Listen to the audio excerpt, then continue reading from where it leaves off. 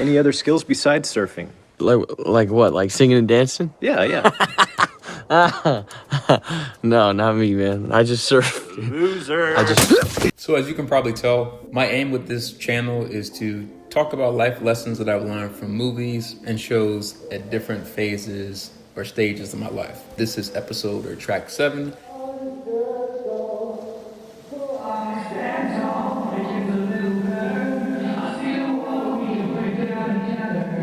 What would you say makes someone successful? I thought Surf's Up did a wonderful job of showing us how to pursue a personal goal without tying your worth to a particular outcome. One way it did this is by quietly encouraging us as kids to become autodidacts. So I looked this up. An autodidact is basically someone who's self-taught. Think about somebody who just picks up a guitar and starts strumming and playing notes by ear, or someone who takes a paper and a pencil and they just start sketching. And I've been surfing ever since I can remember. It's hard to imagine any part of my life when I wasn't surfing. I think this is one of the best skills that anyone can have. One of the benefits of being self-taught is that you're self-taught. I mean, for me, it's free, and you don't have to invest energy in trying to find the perfect teacher or the learning style for you. The idea of being self-taught, it does not come without its cons. Where you excel at. When you have blind spots, you have blind spots. So one of Cody's fatal flaws is that he has this chip on his shoulder and he has this unbalanced pride of trying to prove himself. Place sucks, bro. Which is, I mean, that's nothing new for most young people ages 17 to mid-20s. Generally, speaking from my experience, it's like we have something that we want to prove to the world, but the world says, it's possible that you're gonna win and like you're gonna do anything. Well, I mean, really, what are the chances? They're high, aren't they high? I mean, they're normal chances. It's not like I'm like the underdog. There's nothing more frustrating than having a particular goal, trying to pursue it, and then having random people misunderstand your actions, wrongly condemn you, think they have you all figured out when they don't even know your last name. This makes Cody's blind spot understandable, but it does show how this unbalanced sense of pride and ego tends to get him in trouble, as we see here.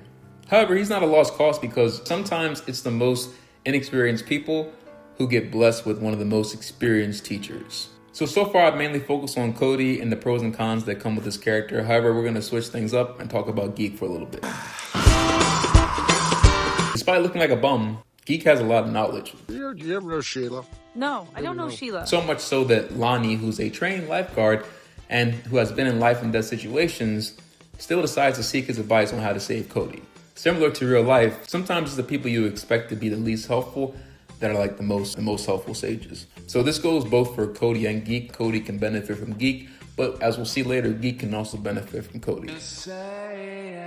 I'm not a fan of stagnation. I don't like stagnation or just being in a rut. Just because Geek has knowledge, that doesn't mean he's having much success in life. Cody's not doing any better. As we said, he has potential, but he has his faults. But there are cases in which individuals in the same situation can nudge each other in the right direction. So I don't know if people got the significance of that question. You got a call board? I don't have a board. You wanna make one? So Geek's been in the forest possibly for years, and something about Cody pushes Geek to get out of the house or out of the tree and return the Big Z necklace. If you know, you know. He returns it to Cody and offers to help him make a surfboard. However, Cody, for all his burning fire desire to do anything and everything related to surfing, says, Nah, get off your lazy butt. We're making a board. And I realized. This is actually my favorite part of the movie. This is where Cody finds out that Geek is Big Z. We see it and it's cool, but I want you to put yourself in the situation. To say you'd be excited is a severe understatement. We understand why Cody acts like this. There, quietly. You're Big Z! I can't believe it! You're alive! You're alive! That's the respectful way to go. This is the equivalent of asking a random stranger to show you how to find the Michael Jackson Broadway in New York, and you turn around and it's MJ. Who better to teach you how to surf than the legendary Big Z himself? But elation aside, this Z is different. His hair is growing out. He kind of has a penguin-like clock shadow, and his body's a different shape. Not to mention, he looks like someone who's possibly fighting depression. So how did this Z turn into this Z?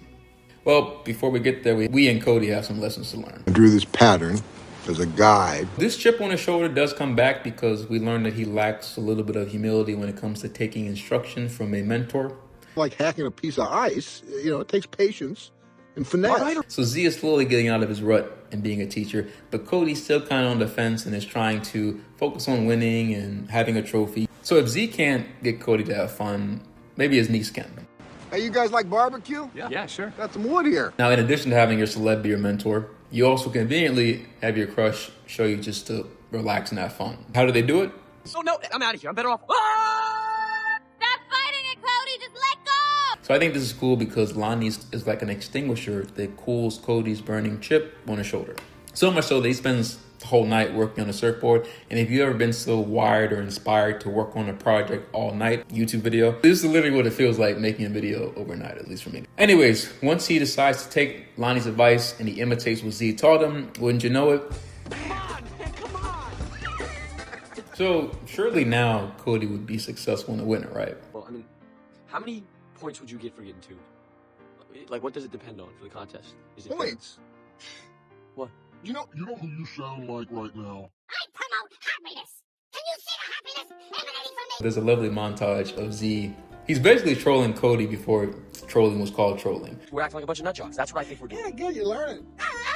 Oh, You having I fun? hate you. All right, now you go. Look, then, too. No joy, man. No joy.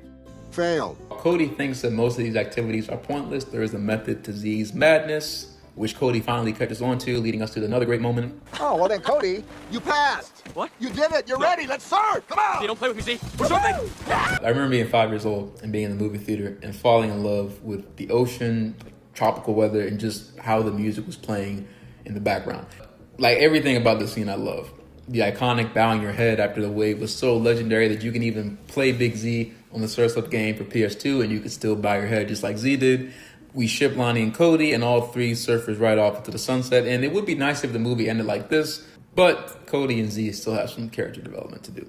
When Cody is hyped about the competition and he asks Z to join him, Z says, You still want to be a part of all that?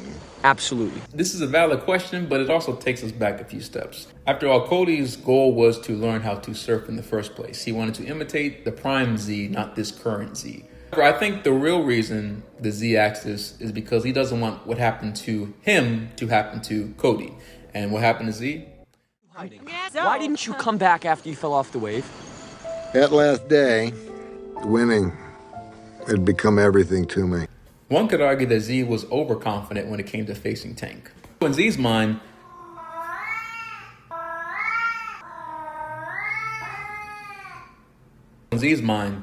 he couldn't return as a loser. He'd rather die a legend than to come back and not be a winner. But also, I think that's actually a really heavy burden to bear. People forget that in order to be the best at something, it's constant pressure because there's always someone who's younger, hungrier, and who has more potential than you. This is something that Z likely fell into, and I'm sure he doesn't want Cody to fall into it and suffer from it as well. It's true that Z did violate his biggest rule. He gave up. The once undeniable winner now has a defeatist mentality. And in a moment of frustration, he lashes out at Cody and says something he really doesn't mean. You don't like it? Find your own way. Leave me out of it. So let's go back to the question. What does it mean to be successful, and what would you say makes someone a winner? If winning means success, constant pressure to be the best, or to be a bully like Tank, or to die trying like Z, then what's the benefit of being a winner? Winning would be no different than riding a roller coaster. It'd just be a bunch of highs and lows that you wish lasted forever, but in reality, they only last a few minutes, a few seconds if you're trying. Anyways, if you know, you know. What's a winner? A winner is... They see their goals. They just go for it. They're not in it for the money or the glory. It's the surfer who's out there having the most fun. Yup, it's a lot of fun. Right, no, I get you. What's winning without the losers? They're in it for the joy of it and the rapture and the slow motion instant replay, which is my... Mikey, why don't you head over to the snack bar over there and get yourself a big bowl of shut up? We see who a winner really is through Chicken Joe. So you know how some people just revolutionize the saying, going with the flow? They unlock a God mode level of carefreeness in their life and things just come together. This is what we see from Joe. He embodies not only a true friend, but a true winner. Joe's completely unattached to any type of trophy or external awards. He loves surfing, it's his craft, and he works on it but he doesn't tie his value as a person to it. A lot of people thought it was crazy, but I'm used to that. I know how you feel, Joe. You do? Yeah. Radical. Butt freeze! Woo! Somebody help the chicken. And if you go to the definition of a winner, you'll see that it's a person or a thing that is marked by consistently or thoroughly excellent quality, performance, etc. So for me, like someone who unconditionally gives their best. I can feel it in my nuggets. This is something that Cody, Z, and Tank all miss. You know, on Peckerface, let's go. Peckerface. Cody wants external validation to prove he's not a bum. Z can't accept that his best will not always be the same, and Tank, What's up with the hair? Could fit a whole fish in there. to be honest, Tank just has a fetish for trophies. Like bro's lusting over gold-plated objects. Each of these three also get taught the same lesson and have to learn the hard way. Cody is humbled constantly and realizes that he has the wrong definition of winning. Z's ego got the best of him, and he missed years of living because in his eyes, he was a loser. Well, I lost. Yeah. Me too. Even though Cody kind of shows you can cancel being canceled in this movie. From a horrible wipeout a few days ago to this. As for Tank, he was so focused on his definition of winning that he nearly unalived himself. Hey! Look out! You look out! If this movie taught me anything, it's that winning, it shouldn't be based off of a one-time decision or a title. You know, just once, I want to feel like a winner. It shouldn't be what people think of you or even what you think of yourself at times. Legend! Ladies and... Shut up. What? Shut up. What? I'm not a legend. I'm just a guy looking for some nice waves, some good friends. Success shouldn't be based on a single outcome or goal, but it should be based on evidence of effort throughout a lifetime. That way, no matter if you win or lose, you know you really gave it your all and you really had zero left in the tank, no pun intended. What's happening, man? Got a little sand in your egg sack there, fella. And in my eyes, that's what makes someone a winner. Humility to take advice from trusted friends, learning not to take yourself or life so seriously, and going with the grain, ultimately enjoying life like Joe did, regardless of life-threatening events that take place, literally being boiled alive, so maybe don't go that far. But this is just in my eyes, it's what taught me what success was when I was growing up in an earlier part of life, or at least in this Eden album. Thank you for watching.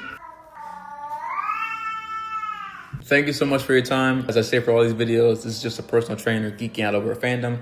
Take everything I say as a gram of protein. Thank you once again for watching. And as always, remember to stay mentally fit, emotionally fit, and physically fit. And I will see you all in the next lesson.